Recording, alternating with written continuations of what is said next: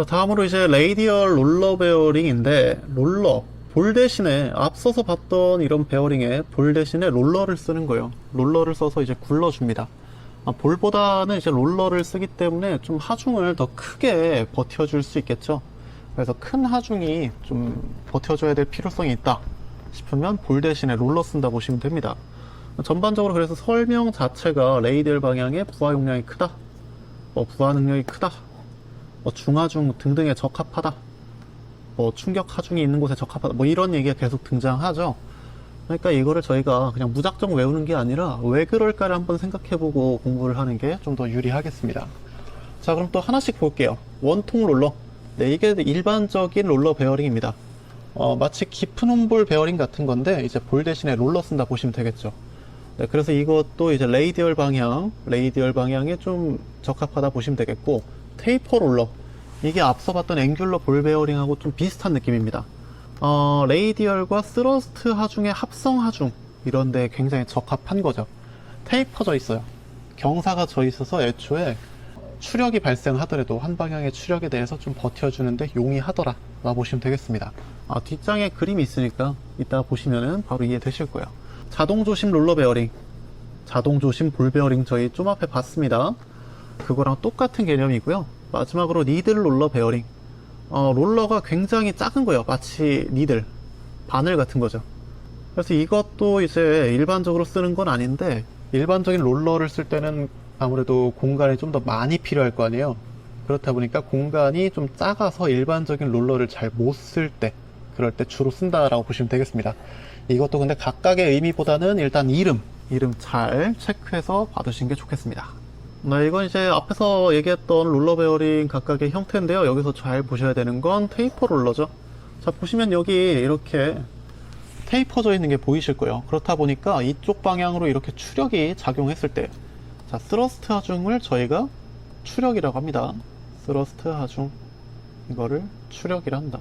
자, 추력이 발생했을 때 이쪽에 경사가 져 있으니까 쉽게, 마치 원통 롤러 베어링은 이쪽으로 힘이 가해지면 탈락이 쉽게 일어날 수 있는데, 테이퍼 롤러 같은 경우에는 한쪽 방향에 대해서 좀 추력을 잘 버텨줄 수 있더라 라는 걸 보시면 되겠죠. 자, 개념 잡기 문제 한번 보시겠습니다. 지름 5mm 이하의 바늘 모양의 롤러를 사용한다. 네, 힌트 다 줬죠? 바늘 모양, 니들 롤러 베어링이 되겠죠. 정답 1번입니다. 자, 다음으로 이제 스러스트 하중 받는 겁니다. 스러스트 하중 받는 건데 내용 자체는 완전히 똑같아요. 스러스트 하중을 받을 때의 볼 베어링, 스러스트 하중을 받을 때의 자동조심 롤러 베어링.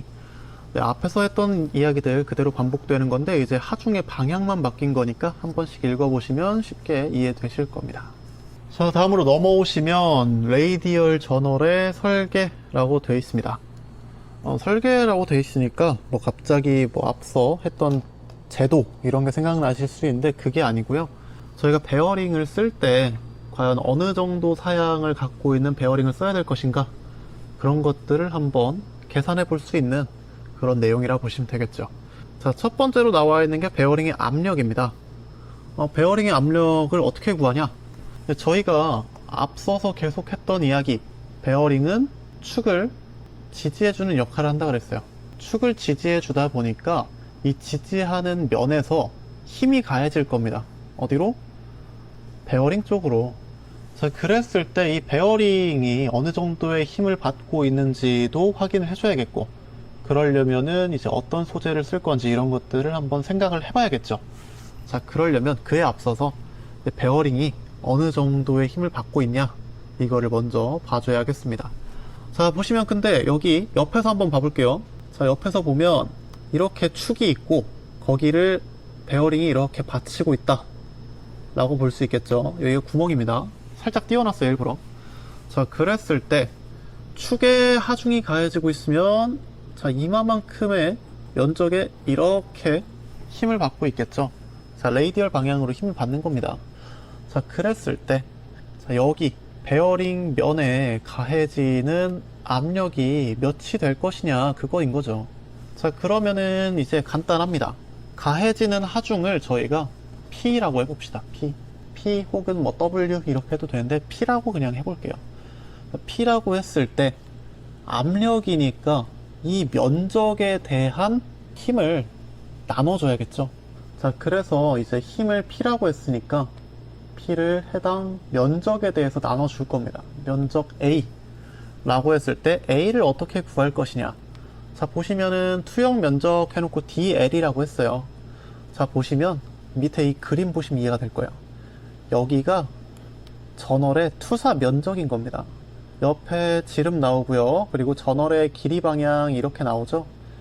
여기가 D, 그리고 여기가 L입니다. 이 둘을 곱하면은 이렇게 생긴 투사 면적이 나와요. 이 면적의 힘이 고루 나누어서 가해지고 있다고 봐야 하니까 A는 DL이 되겠죠. 자, 그래서 베어링에 가해지는 압력은 DL분의 하중이 되는 거고요.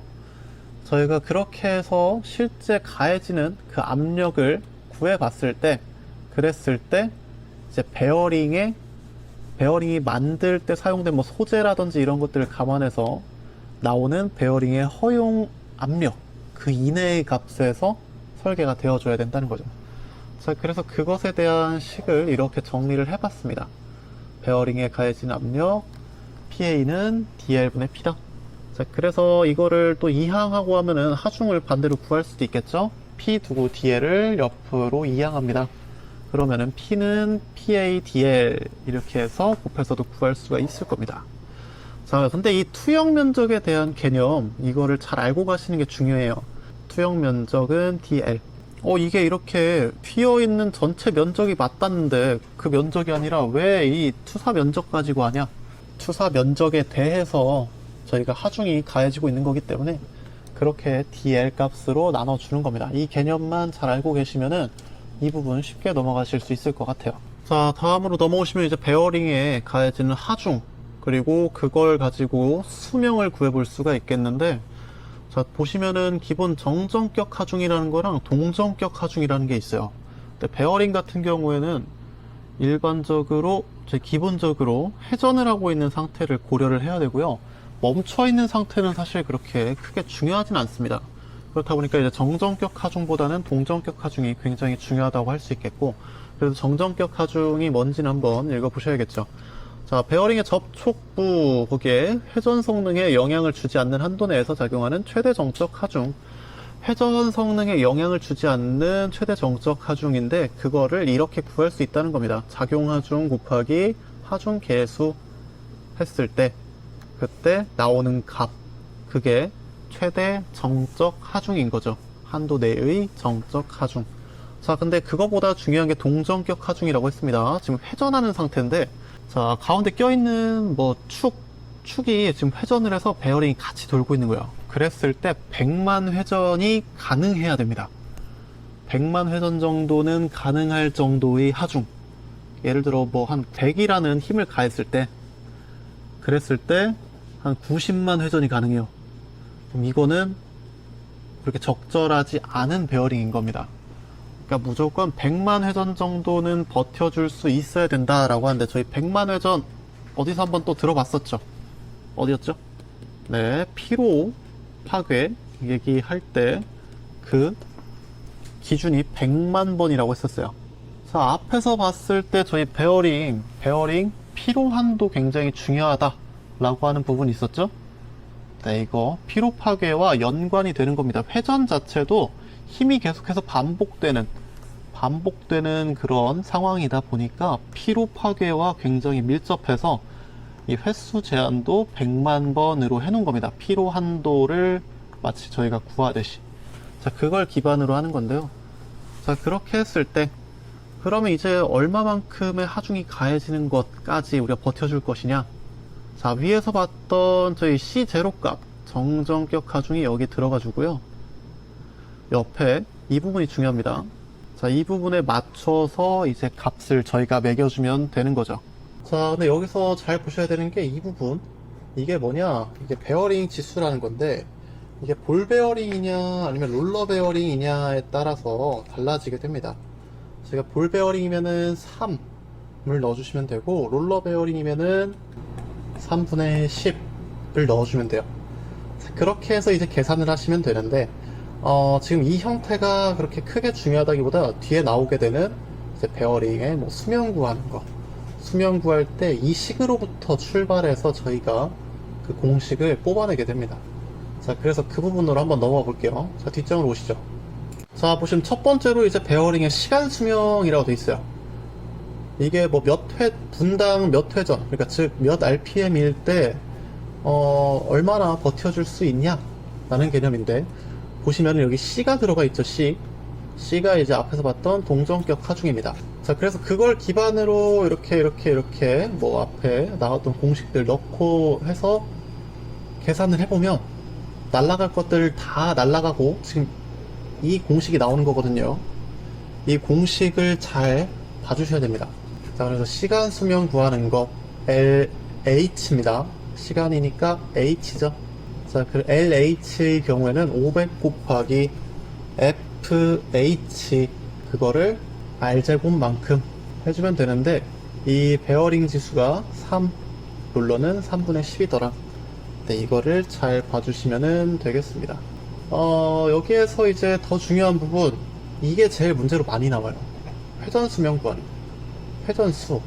회전수를 구해줘야 되는데, 회전수 구할 때도 똑같습니다. 동정격 하중값 넣어주고요. P는 F, W, 그리고 옆에 베어링 지수 넣어주시고, 그렇게 해서 곱하기 10의 6승. 저희 100만의 기준이었죠? 그러니까 이렇게 해주시면은 값이 나오게 됩니다. 자, 이걸 기반으로 해서 이제 회전수, 정격 수명을 회전수로 나타낸 거, 이거를 저희가 가장 많이 쓰게 되니까 이거를 잘 알고 계시면 좋을 것 같아요. 근데 문제가 어떤 식으로 나오게 되냐, 여기에 해당하는 값들을 거의 그냥 주어준다고 보시면 됩니다. 거의 다 그냥 준다고 보시면 되고, 베어링 지수는 주어질 때도 있고 안 주어질 때도 있어요. 그러니까 베어링 지수에 대해서 암기를 미리 해 놓으시면 좋은 부분이고, 나머지 값들은 그냥 제시가 돼서 그것들을 이제 대입하는 그런 쪽이다 보니까 공식을 확실히 알고 계시는 게 굉장히 유리할 것 같습니다. 자, 밑에 개념 잡기 문제 한번 봐볼까요? 4000rpm N 주어졌죠. 회전하고 기본 동정격 하중 C가 32kN이랍니다. 볼베어링에서 2kN의 레이디얼 하중이 가해질 때 이 베어링의 수명은 약 몇 시간인가? 네, 이번에는 시간을 구하는 게 나왔네요. 2kN의 레이디얼 하중, 이거는 P가 되겠죠. 자, 그럼 시간에 대한 공식을 떠올리시면 되는 거예요. 자, 시간 공식 뭐였죠? 자, 위에 가시면은 요겁니다. 여기에서 저희가 다른 것들은 쓸 수가 없겠고 앞에 기본형을 써야 될 것 같아요.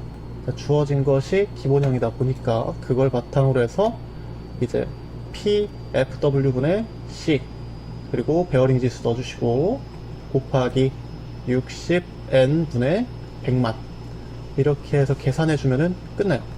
자, 나머지 다 집어넣으면 되겠고, 근데 하중계수가 안 주어졌잖아요. 안 주어졌을 때는 하중계수 무시하시면 됩니다. 자, 그렇게 해주시면 되겠고, 나머지 다 대입해서 계산하시면은 약 17,000시간 이게 값으로 나오게 되겠죠. 그래서 정답은 2번이 되겠습니다.